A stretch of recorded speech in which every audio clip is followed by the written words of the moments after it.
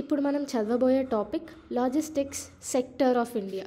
So first ఈ logistics sector అంటే ఒక ప్రోడక్ట్ని డెలివరీ చేయడం, దాన్ని ప్యాకింగ్ చేయడం, దాన్ని ట్రాన్స్పోర్టేషన్, ఇవన్నీ థింగ్స్ వచ్చేసి లాజిస్టిక్ సెక్టర్ కిందికి వస్తాయి.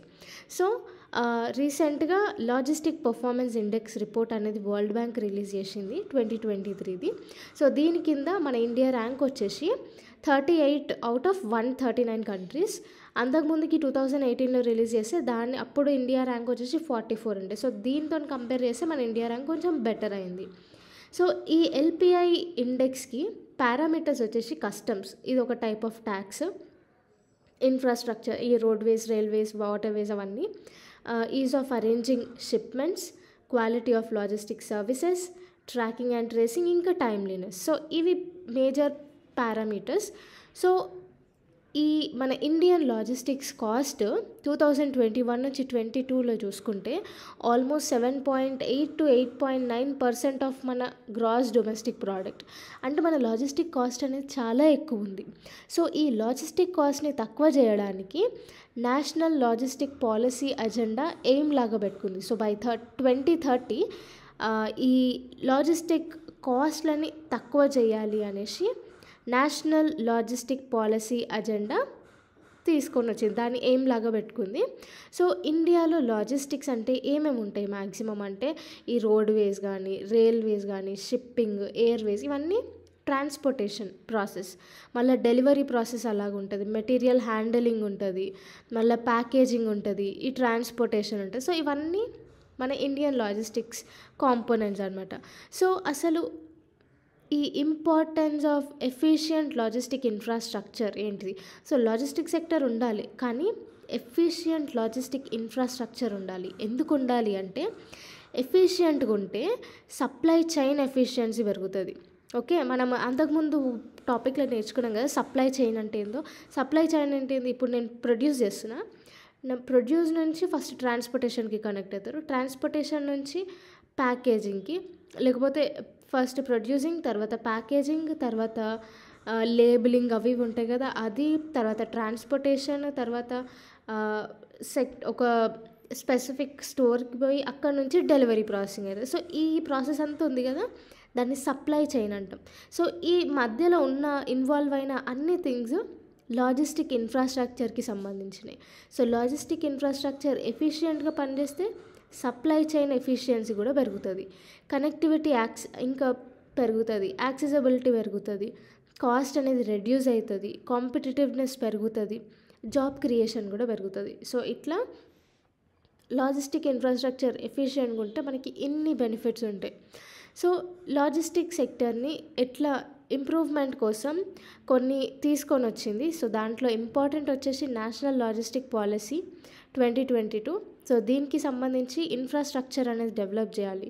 సో రోడ్వేస్, రైల్వేస్, ఇట్లాంటివన్నీ డెవలప్ చేయాలి అనేసి ప్రైమ్ మినిస్టర్ 2022లో ప్రైమ్ మినిస్టర్ గతి శక్తి నేషనల్ మాస్టర్ ప్లాన్ని కూడా ఇది ఇంప్లిమెంట్ చేసింది.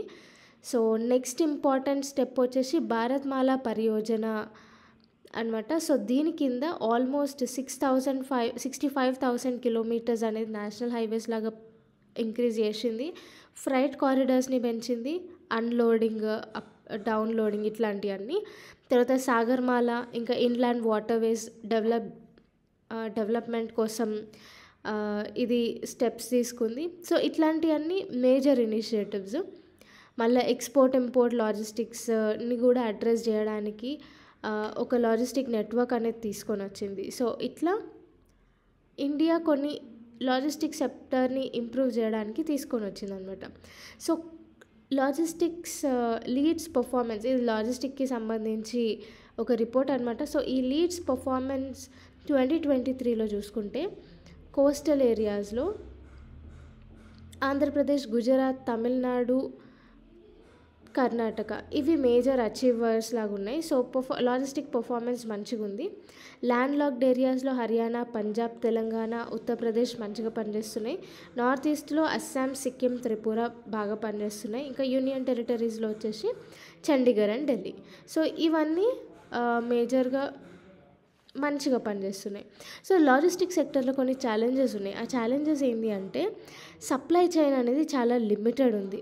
ఓకే. సో ఇప్పుడు సపోజ్ నార్త్ ఈస్ట్ రీజియన్ ఉంది. సో దానికి సరిగ్గా మనకి ట్రాన్స్పోర్టేషన్ లేదు. అంతెందుకు మోస్ట్ డెవలప్డ్ స్టేట్స్ అయినా మన తెలంగాణ తీసుకోండి. తెలంగాణలో మారుమూల ప్రాంతానికి పోతే అక్కడ ఫార్మర్స్ ఎందుకంత ఎర్న్ చేయలేకపోతున్నారు? ఎందుకంటే వాళ్ళకి ట్రాన్స్పోర్టేషన్ సరిగ్గా లేదు. ట్రాన్స్పోర్టేషన్ సరిగ్గా లేక వాళ్ళు అక్కడున్న లోకల్ ఏరియాస్‌లోనే అంతో కొంతో తక్కువ వచ్చినా కానీ అమ్మేసుకుంటున్నారు. ఎందుకు అట్లా? అంటే సప్లై చైన్ సరిగ్గా లేదు కాబట్టి. సో వాళ్ళు మార్కెట్స్‌కి తీసుకెళ్ళలేరు. వాళ్ళు అట్లా రైతులు ఉంటారు కదా! వాళ్ళు తీసుకెళ్ళలేరు. సో వాళ్ళకంత ఎనర్జీ కూడా ఉండదు. సో ఒకవేళ ఓల్డ్ పీపుల్ అయితే వాళ్ళకంత ఎనర్జీ ఉండదు. సో ఇట్లా దీనిపైన ఈ సప్లై చైన్ అనేది చాలా లిమిటెడ్ ఉండడం వల్ల చాలా ఎకనామిక్ లాస్ వస్తుంది ఇప్పుడు ప్రెజెంట్ సిచ్యువేషన్లో. సో ట్రాన్స్పోర్టేషన్ ఉండదు, మళ్ళీ కోల్డ్ చైన్స్ కూడా ఉండవు. స్పెషల్గా మనం కోల్డ్ చైన్స్ డెవలప్ చేయాలి. ఎందుకంటే మన ఇండియన్ కంట్రీ అనేది agricultural country. So cold storage ఇవి కూడా మనకు ప్రాపర్గా లేవు. సో ట్రాన్స్పోర్టేషన్లో కూడా కోల్డ్ చైన్ ట్రాన్స్పోర్టేషన్ సిస్టమ్ అనేది ఇంక్రీజ్ చేయాలి. సో ఇట్లాంటి ఫెసిలిటీసే లేవు. సో మేజర్ ఛాలెంజ్ అంటే ఏంది? సప్లై చైన్ అనేది చాలా లిమిటెడ్ ఉంది.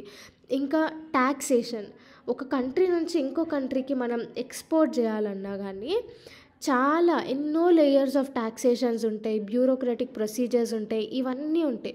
సో దీనివల్ల కూడా ఇండియన్ లాజిస్టిక్ సెక్టర్ అంత డెవలప్ కాలేకపోతుంది. అండ్ ఇంకొకటి inadequate road infrastructure.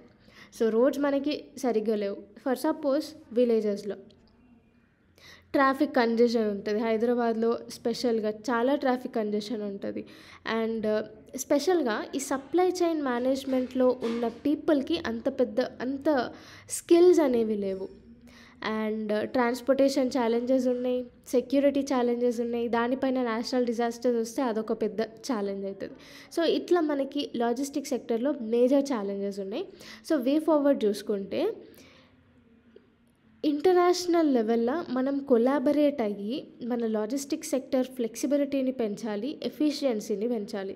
For suppose మనం రీసెంట్గా India middle east Europe corridor అనేది తీసుకొని వచ్చినాం. సో దీనివల్ల ఏమవుతుంది అంటే ఇండియాకి యూరోప్కి ఇంకా ట్రాన్స్పోర్టేషన్ అనేది ఒక లింక్ ఏర్పడుతుంది. సో త్రూ అరేబియన్ పెనిన్సులా మన ఇండియాకి యూరోప్కి ట్రాన్స్పోర్టేషన్ లింక్ అనేది పెరుగుతుంది.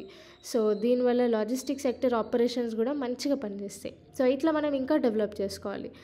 నెక్స్ట్ వచ్చేసి ఇన్ఫ్రాస్ట్రక్చర్ని డెవలప్ చేసుకోవాలి. ఈ కొత్త టెక్నాలజీస్ని మనం లాజిస్టిక్ సెక్టర్లో ఇంప్లిమెంట్ చేయాలి. ఫర్ సపోజ్ ట్రాన్స్పోర్టేషన్, ఈ ట్రాకింగ్ కానీ టైమ్లీనెస్ కానీ మనం ఏఐ టెక్నాలజీస్ యూజ్ చేసుకొని పనిచేస్తే మనం చాలా ఎఫిషియెంట్గా పనిచేయవచ్చు. అండ్ ఇన్వెస్టర్స్ని అట్రాక్ట్ చేయాలి. ఇట్లా ఎక్కువ కస్టమ్ ట్యాక్స్ ఇట్లాంటి ట్యాక్సేషన్ ప్రాసెసెస్ ఎక్కువ చేయడం వల్ల ఇన్వెస్టర్స్ కూడా పారిపోతారు ఇక్కడ నుంచి. సో అట్లా కాకుండా వాళ్ళని అట్రాక్ట్ చేసేటట్టు కొన్ని ఇనిషియేటివ్స్ అనేది తీసుకొని రావాలి. అండ్ మేజర్గా టెక్నాలజికల్ ఇన్నోవేషన్స్ అనేవి ఇవిట్లకి సపోర్ట్ చేయాలి మనం.